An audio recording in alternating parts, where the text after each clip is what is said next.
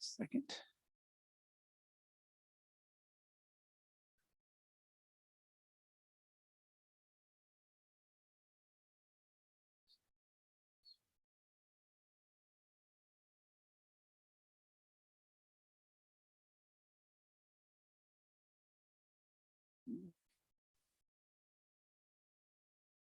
All right, I think we'll get started.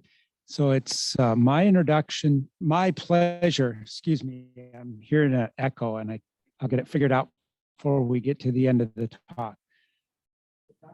But Dr. Adina Howe is with us today to talk about Iowa agricultural microbiomes and their connection with nutrient reduction strategies. This is part of the Iowa Nutrient Research Center Fall 2021 seminar series. Be on the lookout for spring 2022 seminar series announcements. We're going to focus on phosphorus next spring. And with that, I'm just going to turn it over to Dr. Howe. She's an associate professor in the Department of Agricultural and Biosystems Engineering here at Iowa State University.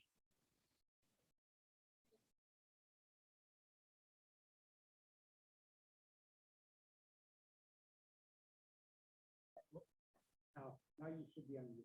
I'm unmuted. Okay. Oh, I muted myself thinking I was echoing. I realized that was not useful. All right. So thank you for that introduction and thank you for being here. Many of you are online and a few of you are in the room. So I'll try to keep my attention focused on the people in the room and online. I'll probably naturally more likely talk to the people in the room, as is my habit. But please feel that I'm reaching out to you, virtual participants. So I wanted to start the talk today with a perspective that has been resonating with me, and that's to talk with an invention that changed the world in agriculture, and that is how to synthesize ammonia from nitrogen in the air, which was a large-scale production of the fertilizers we use today. Right. So if we step back into history, even the ancient Romans knew that we needed to replace nitrogen from farming, from growing foods. You'd have situations where we could quote statesman Cato back in ancient Rome saying the value of vetch and beans. In ancient China, 70 to 80% of animal feces and human feces were referred to as night soil, right? And they would compost it and put it onto their soils, see more productivity of food, and replace the nitrogen in these soils. So we've understood for a long time the need to replace nutrients in the soil. So what happened for the need to figure out an innovation to produce nitrogen at the scale we're producing today? Through the 1800s, beginning of the Industrial Revolution. This is the first time we've seen population growth over 1 billion. In the United States, population grew over 10-fold, in Britain over 3-fold. So nitrogen supply and demand to feed this population was really shifting. So where are we going to get all that nitrogen? So we had to come up with clever ways as a society to find that nitrogen. Maybe you don't, but I was fascinated to learn very recently that one of the hot items of the time was guano. I learned about guano in high school as bat poop, but it could also refer to bird excrement. Guano at that time was commercially mined, transported, and sold all over Europe to replace nitrogen in fields. It was very rich in nitrogen, and it came from very specific places, mainly the Caribbean and the Pacific Islands. The problem with getting things from an island, like piles of poop, is that if it rains, it washes away. So you have a really short window in which you can get this poop, except for some very special places.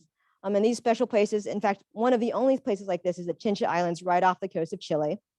This island is in a place where the currents are such where it's uniquely rainless. It's also surrounded by sardines, so fish there for birds to eat, and then poop piles 200 feet high not being washed away.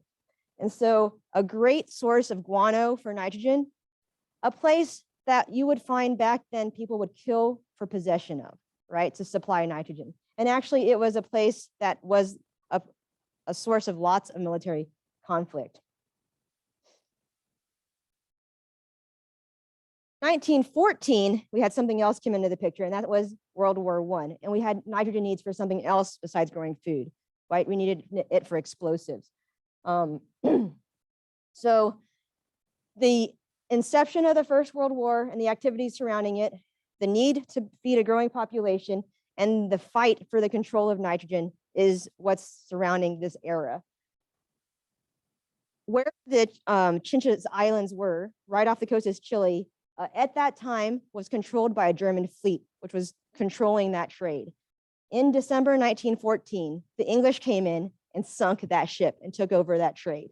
And so what happened then was the shift of nitrates being supplied shifted from Germany to the rest of Europe. And you can see that in this timeline of the chart. You can see Germany stopped getting nitrates and Europe and the US getting a lot of it. So all of a sudden, Germans are under immense pressure to figure out how they're going to get nitrogen. And this is their era where German scientists were under lots of pressure to figure out how they were going to synthesize nitrogen from the air. And then, of course, we all now know that Haber-Bosch came in 1913 and started working on the process that now fuels how we produce fertilizer today. It's been said that if he hadn't created this invention, Germany would have probably lost the war a lot sooner, actually, because of their access to nitrates. Haber probably could not foresee was the cascade of environmental changes, including the increase of water and air pollution, the perturbation of greenhouse gases, and the loss of biodiversity that would accompany the increase in ammonia production and its use of his invention for the society in the last century. So it both had benefits and its consequences. And it's under this perspective that I've been thoughtful of our contribution in the microbial arena of research of how we need to be thinking of contributing.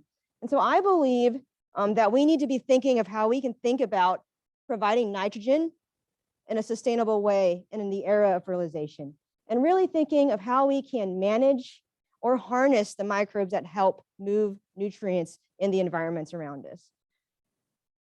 We now know that there is an immense diversity of microbes in the soil and in the environment that are connected to us. They take the bits of chemicals, transform them to the bits that are more accessible to plants that grow our food, and then they move them in different ways to the air and the water. And here you can see an example of the rich diversity of just the different processes that these microbes participate, and lay atop this different species of microbes that can do these different processes. Now also much more richly aware of how microbes connect us to the soil, its health, and nutrient cycling. So we started here at Iowa State to connect microbial diversity to soil health. Took place at the long-term assessment of Miscanthus productivity and sustainability, just here in Ames, just down the street, really, 10 minutes from where we're sitting in this room. And we were looking at the microbes underneath Miscanthus soils. And why Miscanthus? Miscanthus is a Department of Energy priority crop because it's a perennial. It grows every year coming back, and it has a large root system, meaning it can also sequester carbon while producing a bunch of biomass that can be used for bioenergy needs. So its ability to fix nitrogen and provide biomass is really essential. At this site, we had the ability to compare a few different treatments in the growth of Miscanthus. The treatments were, how old is the Miscanthus? When did we plant the stand? And also, what is the effect of fertilization on Miscanthus? And we had different fertilization rates. I was really interested in how this management affected the microbial community structure underneath the plants. And specifically, one question I was really interested in is how does it affect the biodiversity? Biodiversity is often used as an indicator of soil health, and I really wanted to get an understanding of the relationship of the number of species present and these different management conditions. So I really wanted to understand the relationship between the biomass produced, which is something that was measured at the site, and the number of species that we were seeing and the methods that we use. And I wanted to understand if that relationship changed for different plant stand ages, which would collect both the age of the plant, the season of planting. So it's actually kind of a confounding measurement, but also the effects of fertilization rates. And so in microbial ecology, we actually don't understand this relationship very well. Typically, one thinks with higher biodiversity, you have better function, but that's not always a consistent story. So I really wanted to understand it better in this system. So what we did see, if you think about what you think the relationship is if some strong patterns. These two graphs show two different measurements of biodiversity, but they tell the same story. The first thing I want you to take from this is we're comparing the gray line to green line. So no fertilization versus for any fertilization at all. And that was our strongest effect on biodiversity, was fertilization. No fertilization, under no fertilization, you'd see the same number of species, largely true throughout the plots. If you put fertilizer on, generally you'd see less microbial diversity, but you'd see a positive linear relationship between biomass and biodiversity. The implications are interesting as far as understanding when you need to fertilize and how this biodiversity might relate to actual soil health. And those are the questions we're still trying to tease out now.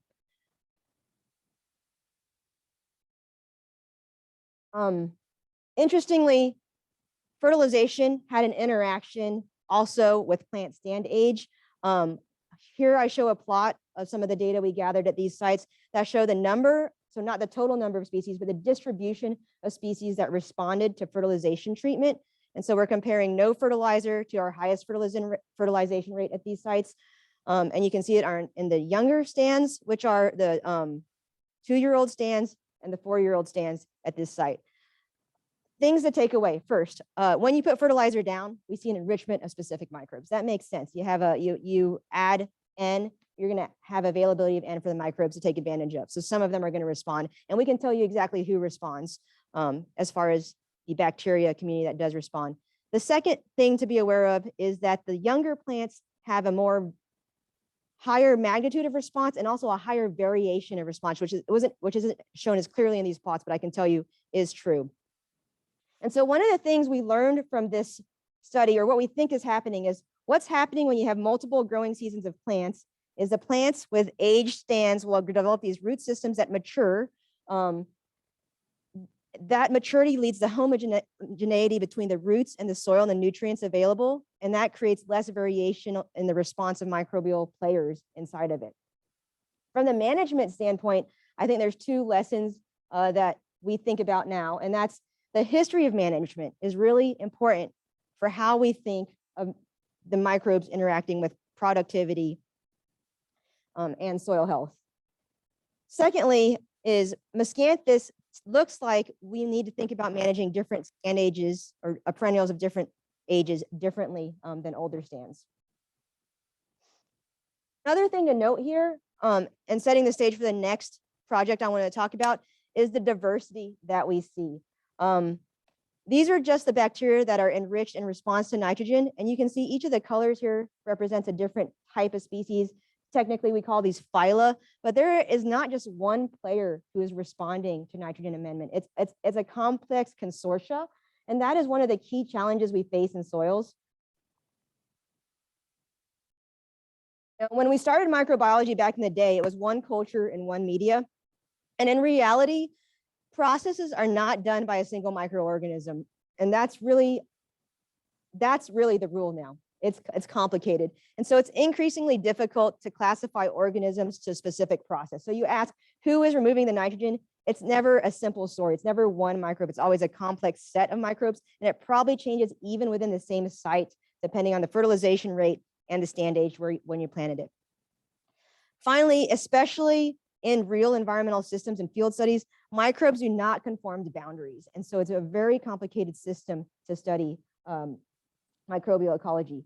So let me switch tracks to another system where I think we talk about one specific microbe and one specific function of interest, and that's harmful algal blooms in freshwater lakes of Iowa. Harmful algal blooms in freshwater lakes in Iowa are driven by a specific bacteria called microcystis.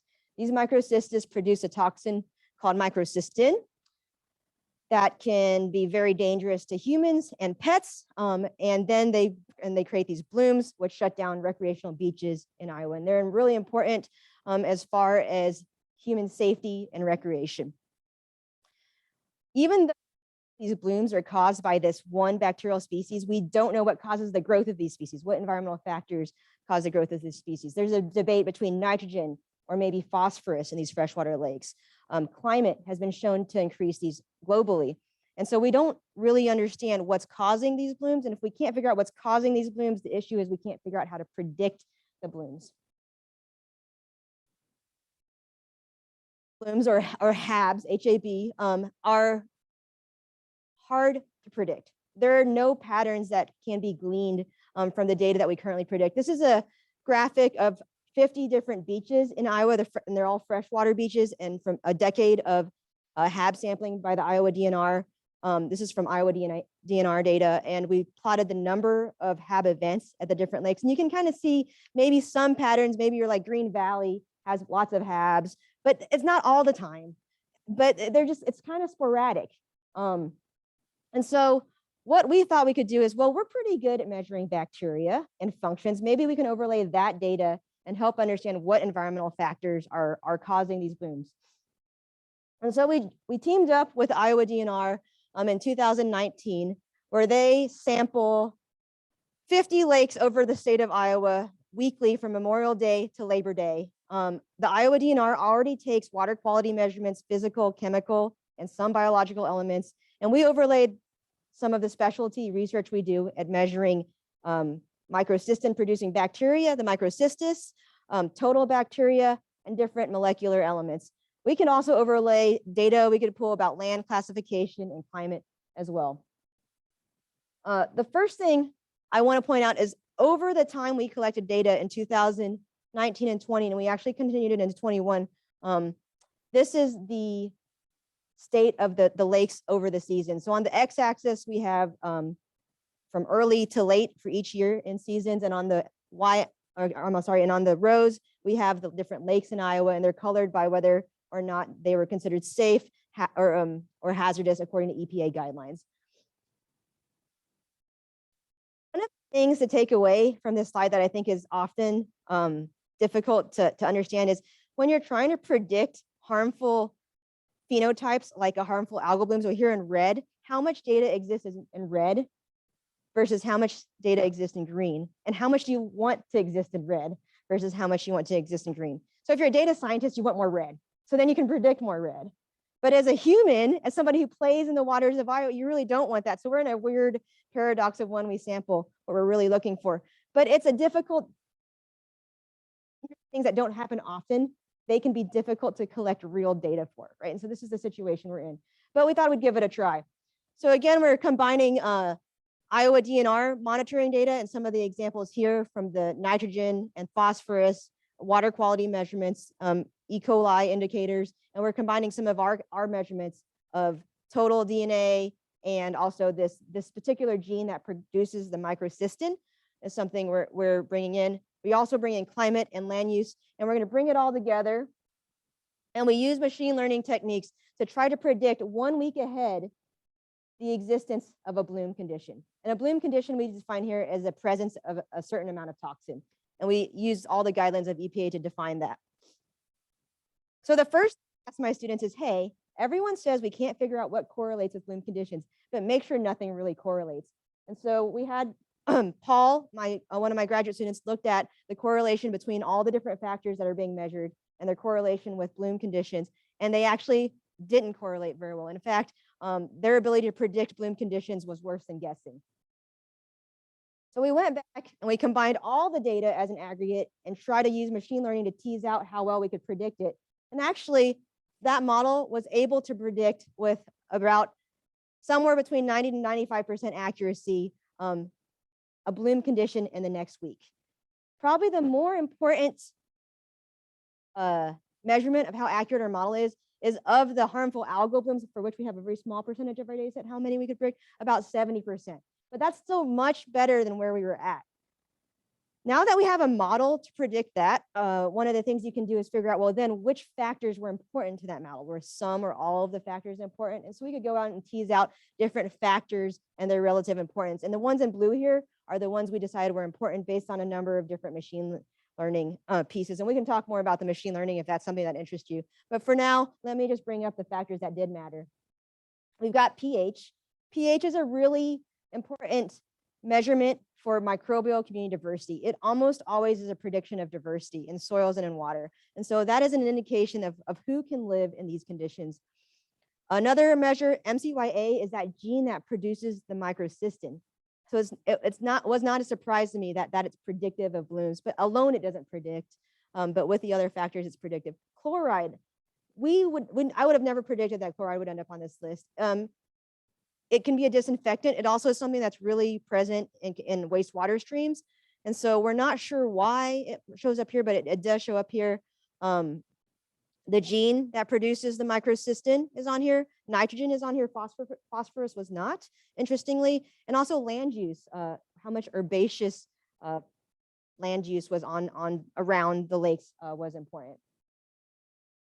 So we're still trying to figure out what this all means, but at least it's a better start than where we were at. So that project is, we are now ready to say that we can predict 1 week ahead when a cyanobacteria bloom is going to occur in beach waters in Iowa. Our results suggest that it's not just the microcystis membership that is causing this, but probably more of an assemblage of different microbial players. So that is something we're looking into. And there's generally we need more data to continue developing this model and testing it. And that's not a small challenge. Funding is always important to continue these major monitoring efforts, and that's something we're looking for now, as well as continuous monitoring of these lakes. Okay.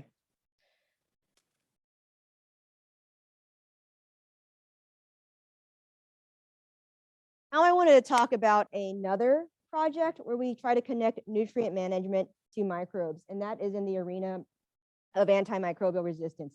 If we went back 75 years ago, we would have been celebrating the discovery of penicillin.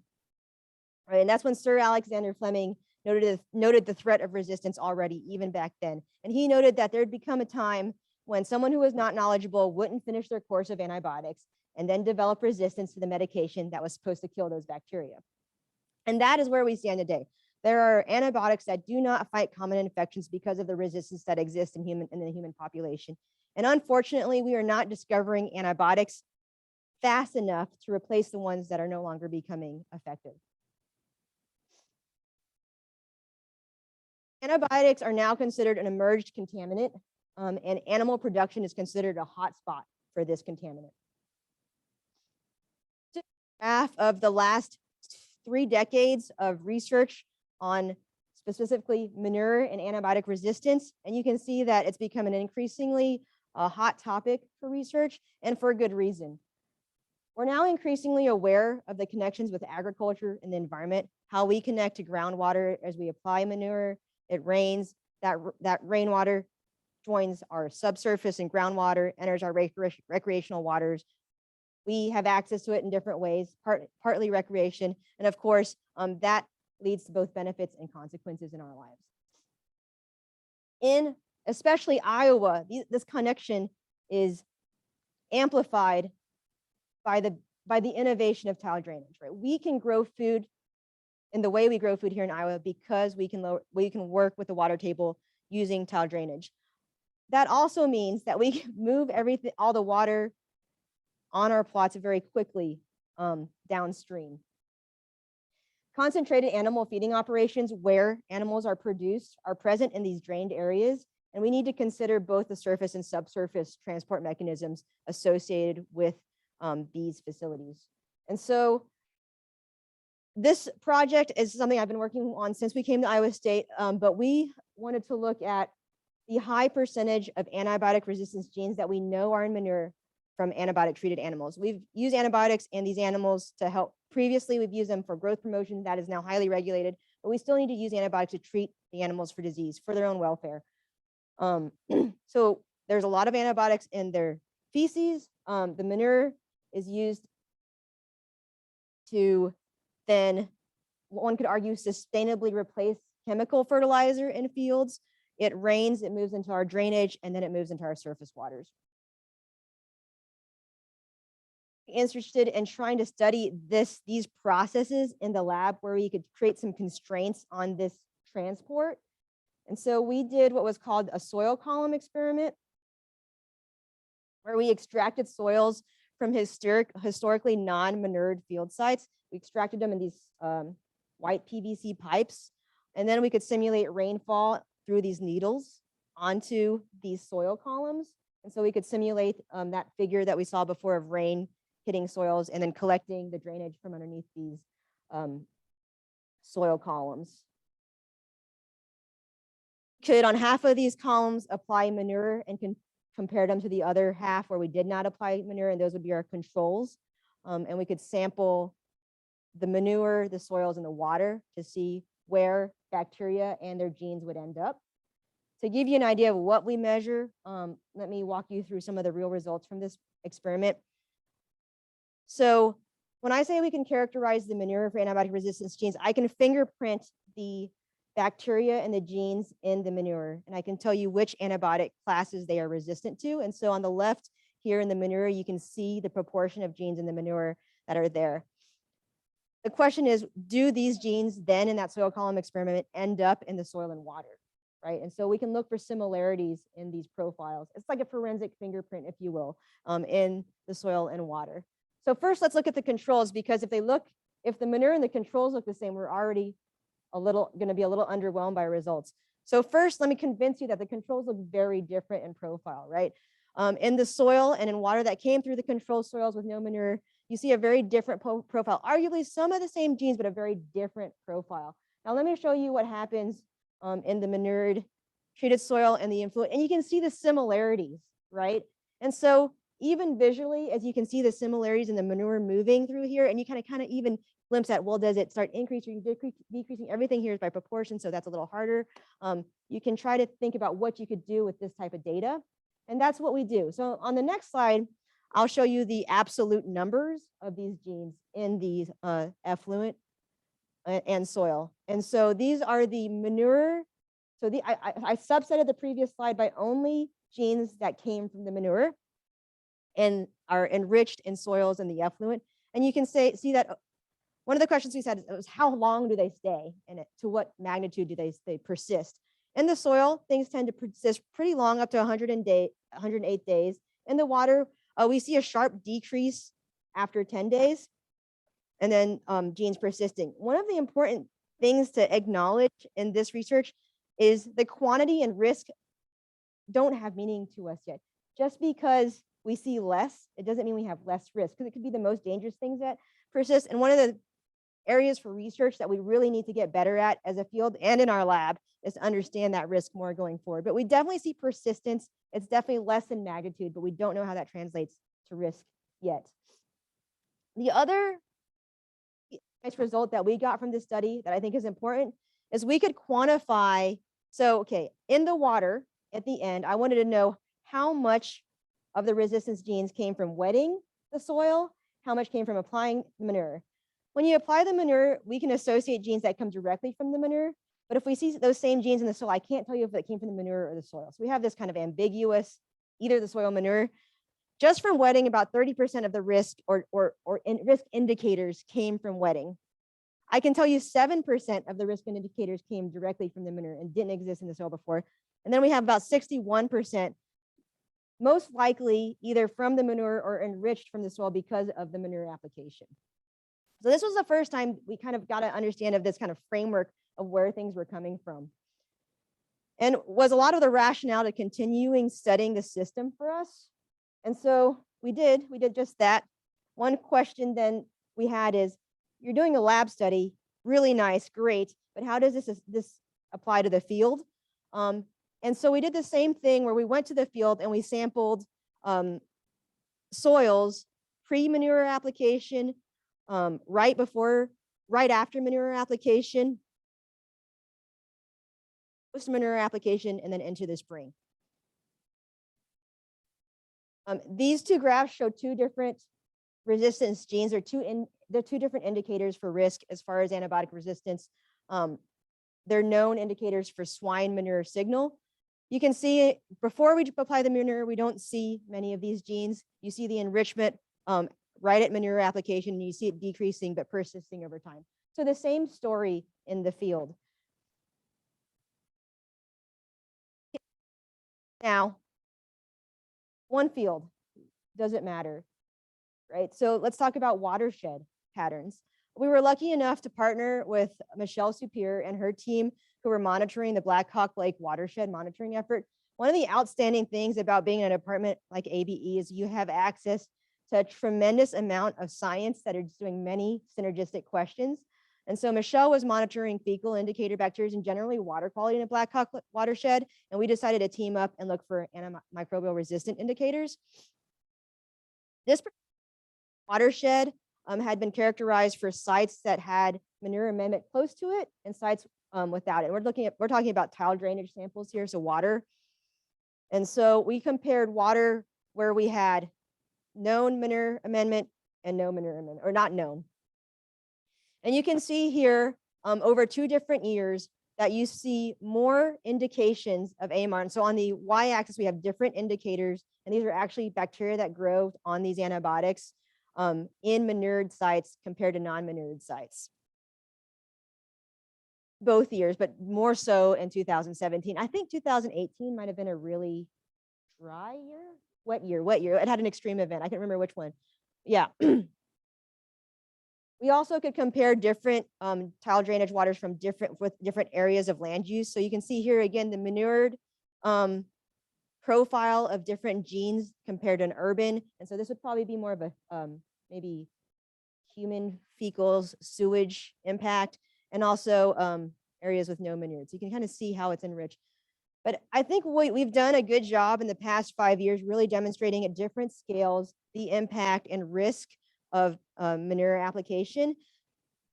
Now we're really focused on how can we mitigate. Now that we know that it's a problem, where can we mitigate it? We could do it at the management of manure, we could do it at the edge of field, or we could change how we apply manure and the timing. And so those are some of the real opportunities that I see our team making impact.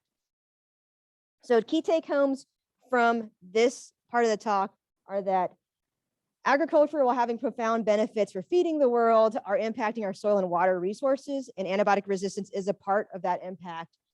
Manure application introduces antibiotic resistance genes into our soil and waters, mainly our waters actually, and understanding the fate and transport of these bacteria is important to understanding the risk. So I've talked about 3 very different projects, soil biodiversity and a bioenergy crop, harmful algal blooms, manure application for animal production. I try to think of where I think the state of the science is and where our next steps are for moving the dial forward in studying agricultural microbiomes. I really think that linking the scales of research to address complexity is the biggest challenge.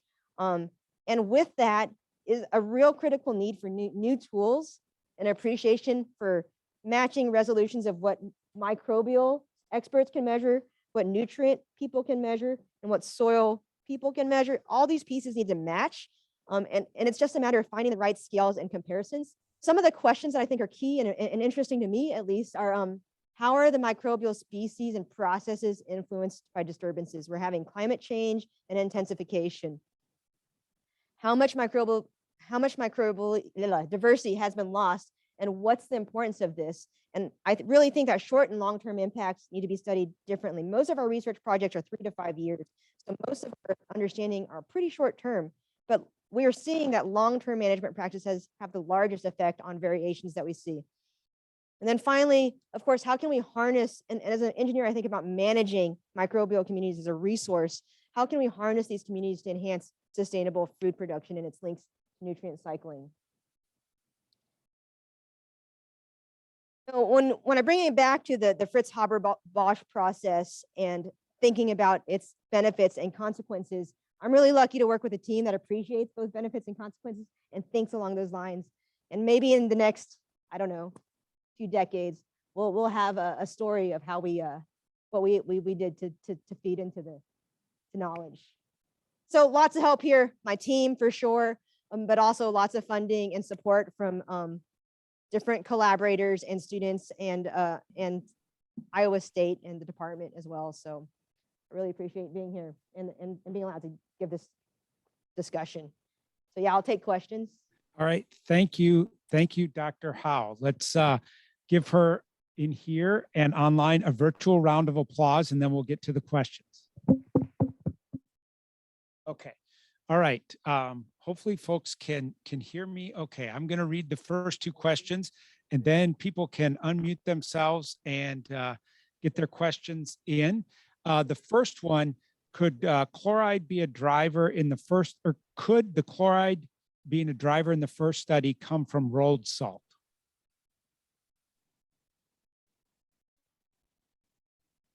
I don't know. Okay. That's an interesting question. So the sampling years, you know, when we could probably test this.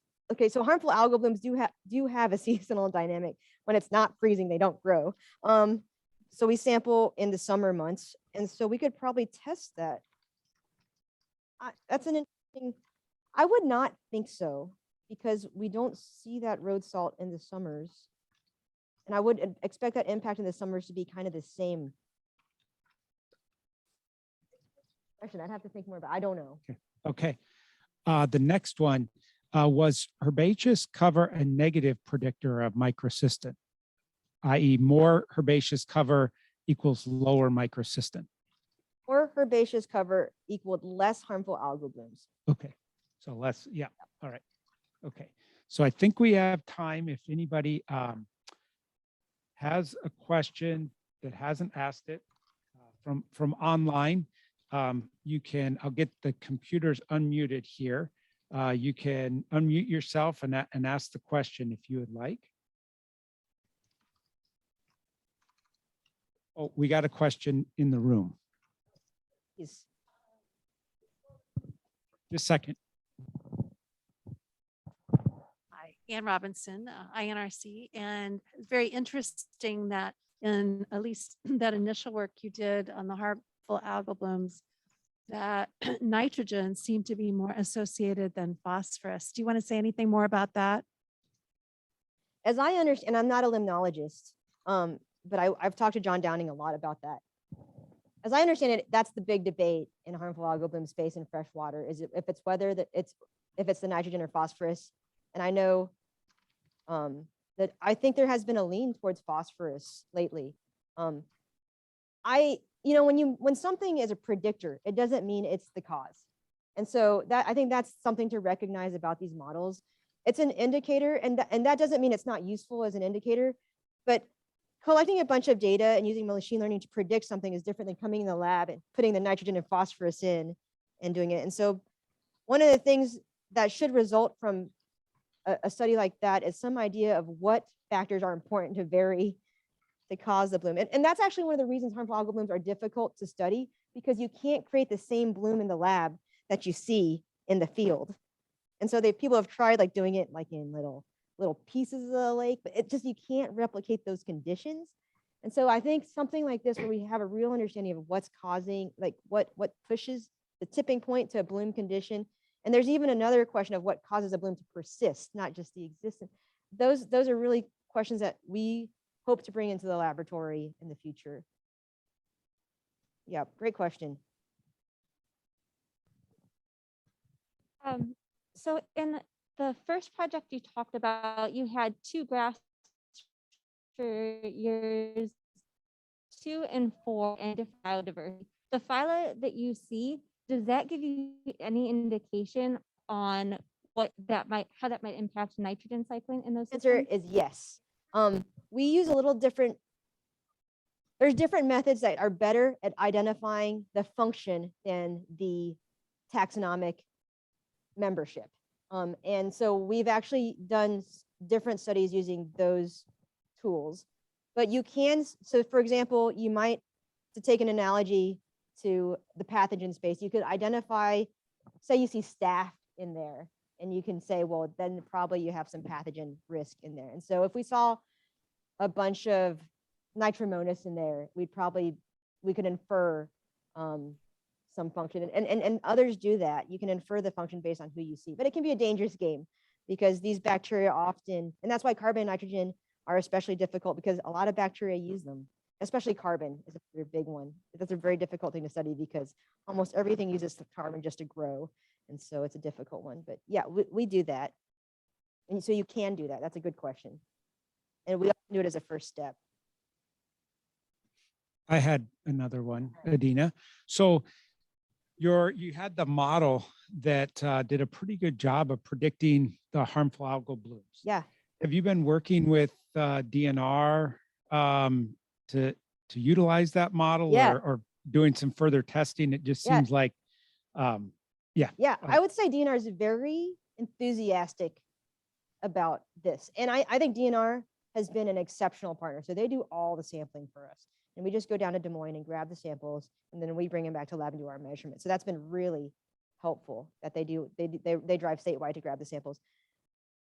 I think DNR is very enthusiastic about the results. They are not sure how they're going to integrate DNA extraction and characterization on the large scale, right? And so I think something about doing cutting edge research and getting really neat data and then implementing it into regulatory standards, there's a big piece there. I would say they've been enthusiastic, but I also understand where they're coming from, the resources they have. So, but yeah, they've been very supportive with continuing to partner with us, even though we're outside our funding and stuff. So, all right. So there's another question here that I can read. So thank you, Dr. Howe, such interesting and important work. I'm very curious about the first study you talked about, where I believe you found that soil microbial diversity decreased with N fertilization. Did you connect the N rate with the agronomic optimum N rate for the crop? I'm just wondering if that effect increased at a certain level of application or was a direct relationship.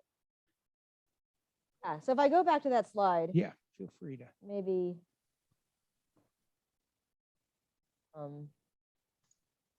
Oh no, I stopped this. It's all we're in pretty good shape with the slides right now. Yeah, so let me we're just. okay. Okay, so that would be right here. Yeah, that one. Yeah. Yeah, it decreases it, but at some point it reaches the levels of maybe arguably unfertilized biodiversity.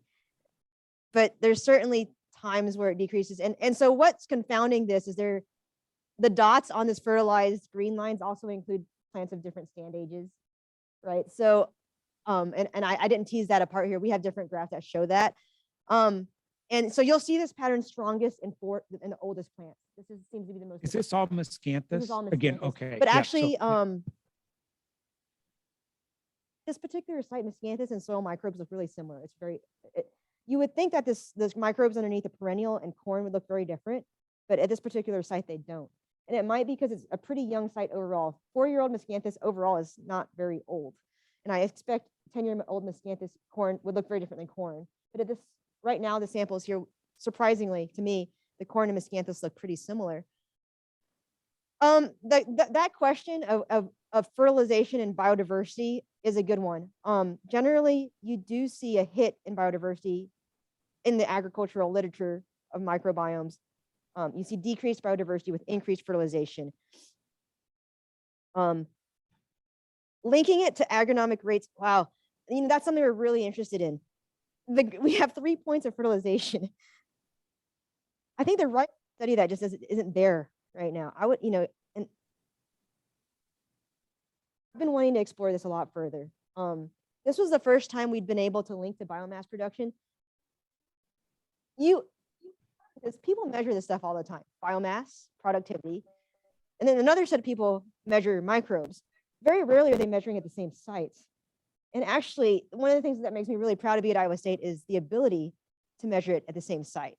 And so finding those partners that are interested in doing it at the same site under the same funded regime has been non-trivial. And we are just finding each other now. And so it's a really exciting time to be in this space. And so if you are doing fertilization work, I would be happy to partner with you to look at biodiversity. Okay, great. All right. So yeah, and so I mean, there's I think there's the potential for more kind of nitrogen rate trials, different soils throughout the state, and so maybe there's opportunity. And I would say one of the important things is making sure that is like, it's really nice to have sites that have always been fertilized like that for like a decade at least, because we found that the seasonal dynamics of fertilization are much different than the long-term effects of historical management too. So that's something that we're just starting to really understand and appreciate now. Well, I'll tell you that we have a site that hasn't been, we don't have all kinds of rates, but we have at least a no nitrogen rate in a corn soybean rotation, and then companion fertilized plots that have been like that for at least 8 years now. Since 2013 was Right. the last time we applied, and we have those are underlain by drain Yeah. as well. Yeah. Oh, yeah, Okay. and underlined but with drainage. That's another We thing. have drainage, so connected- we that's we something have that's really drainage on hard to that side. find too, is drain sites, Yeah. soil and water connections. Yeah. Yeah. Okay, let me unmute here. Bill, I think you had a question. Yeah, so this slide that you're on now, the question that was asked about matching agronomic optimum rate. So maybe you can help me understand this slide, because it appears to me that with higher above ground biomass, you would expect that more of the nitrogen applied would be utilized. And so at those lower, and so the difference between no fertilizer, excess fertilizer suppresses the diversity when the biomass is low. But when the biomass is high, it's, sorry, that's the dog. His mom just, Okay, all right. right? So does that pattern reflect there's more excess nitrogen below 25 megagrams per hectare? Yeah. Okay, Bill, that's a great point. That I think, Oh, yeah. yeah, I think, well, maybe, hopefully I understood it too. The question is trying to understand the balance. Okay, so we have the nitrogen affecting biodiversity. Does that mean that we're having excess is the nitrogen being used correctly? And does this tell us any hints into that? So when we see above ground biomass being higher, and is there a sweet spot in here? I think maybe that's the question. Is there a sweet spot? Yeah, or at some of those, below those levels, do we see like excess nitrogen in the system, and it's Right. suppressing the biodiversity? Yeah. of- Yeah. And so, Or the yeah, amount of. the new sites that we're building to study bioenergy crops have the ability to pick up the drainage water to study excess nitrogen and what's not being used. That's not something we had at these sites. I think that's a really great point, and to link kind of nitrogen management. Because here, really, we're thinking about nutrient management as just the plants are growing bigger, but that doesn't mean the plants are using the nitrogen effectively either. And so we're missing a lens here, and I think that's a good point. Yep, I think we have, Bill, did you have another question?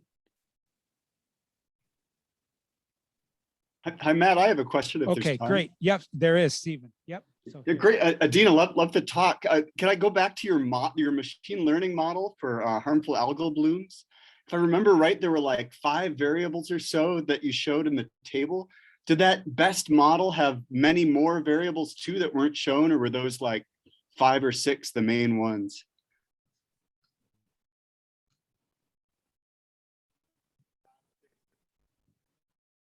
Okay, say that again, Stephen. Sure. Were these the only the internet. variables included? Were these the only variables included in the final model, or were there a bunch of other microbial variables too that were important? Thanks for coming, Stephen. First of all, Yeah. These were the ones that were in the model. We also have we have the relative abundance of all the microbes we could detect that we didn't include in this model, which we could. It's actually another study, Okay. and that's another effort altogether. But so the take home of this story was that it's not just the microcystis that are predictive of the blooms, but perhaps a diverse set of assemblage that's working together to make these blooms.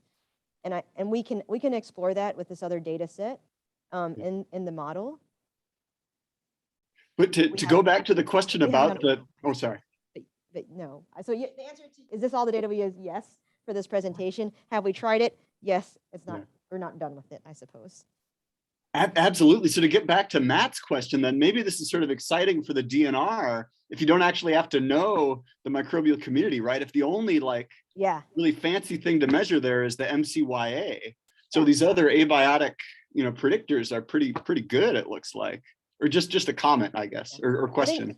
both the EP and the DNR are enthusiastic. I think it's just a matter of funding and standardization across the labs. But I think everybody's excited about the model. Great, thanks a lot. All right. Are there any other questions? I have an additional question follow up, Okay. Stephen. So I don't have any sense of which of these, assuming this was basically a multiple regression, even though it was machine learning. So what's the relative importance of each of these variables? Is one of them responsible for, what was the most important explanatory among this group of 6? The most important, if I go back one slide, you can get some idea of the relative importance ranked. We also did, the random forest. So the last model we used that worked the best was actually essentially a random forest model.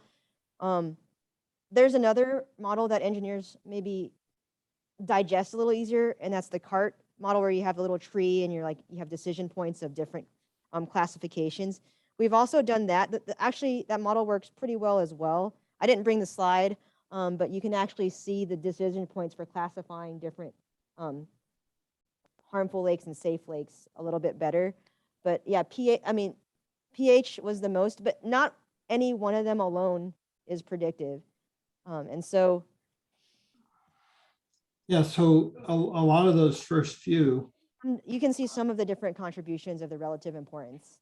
So a lot of those first few would be related to simply cyanobacterial biomass. Right. So knowing, Not just cyanobacteria, but I think bacterial overall diversity. But microsystems, right? So, but total TKN, even pH. So if you're ramping up toward, but I didn't see chlorophyll listed here. We actually had chlorophyll. I don't think it made it into the model. I didn't think it ranked as importance. I don't think they put all the important ones on there. Okay, and are these beach or lake? Beach. These are beach. So they'd walk about 15 to 20 feet into the beach and take the samples there, the beach waters. Okay. All right, thanks. Thanks, Bill. We have one more. Any thoughts on why phosphorus wasn't a driver of harmful algal blooms in the machine learning work? Like I said, I think the model picks the strongest features, but that doesn't mean they're the only features, and phosphorus isn't a driver. It just happens. I think you have to be really careful with machine learning. Just because something doesn't come up as important doesn't mean it's not important, right? And just because you see something as a correlation doesn't mean it's cause. And so I don't think this indicates that phosphorus isn't important. It means, as far as the lakes we sampled, with the training set we have, nitrogen was a better predictor.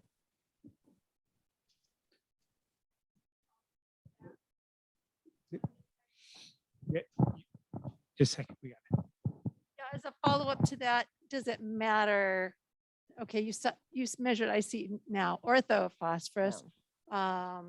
So would it matter what kind of phosphorus you were testing for? Yeah. So we're constrained to the measurements we had also. And honestly, on this model, I was tempted to drop off the biological measures, because on some level, if we could develop a model based on just what the DNR already measures, I thought that would be really powerful, but it didn't work well without the microbial measures. So we kept them in. We have maybe one more. This is a good big picture question. Nice talk. I'm really interested in harnessing microbial communities. In the future, is there a possibility that we can manage soil microbes in order to change nutrient cycling, such as large-scale transplanting of soils? Large-scale you mean taking like soils that have a really nice, healthy microbial community Maybe and that is, moving yeah. them? I'm just one perspective. My experience is that soils are really resilient to change generally. And once you change them, it's really hard to change them back. So when we convert prairies to pastures and we try to restore them, we're talking timescales of 50 years before we even see the microbial indicators that they're back in the measurements we have. I do not think that transplanting soils will be effective at any practical scale. I think if we're going to harness microbes, it'll probably be enriching native bacteria that do things we want, like help soil aggregation, help root growth, to promote carbon sequestration, things like, but of native, I think it's better to think of managing the resource we have, not necessarily bringing a new resource in. I tend to think more along those lines. Generally, it doesn't mean we can't, but I guess just in the way I've been taught to think about agriculture and the way I want to think about agriculture, I think of trying to make small changes rather than big inputs. It doesn't mean it can't happen. I just think maybe the consequences of that are even harder to understand as well. So Great. All right. I think with that, thank you again, Dr. Howe, virtual Thank you. and in-person. Round of applause. thank you for coming. Yeah, and thank everybody for all the questions. This, if the importance of a topic, if the indication of the dialogue and discussion is any indication of the importance of the topic, this is really important and really great presentation, Adina. So thanks a lot. I hope everybody has a great rest of their day and be on the lookout in January for the announcement of the spring seminar series from the Iowa Nutrient Research Center. Thanks, everybody. Have a great holiday season.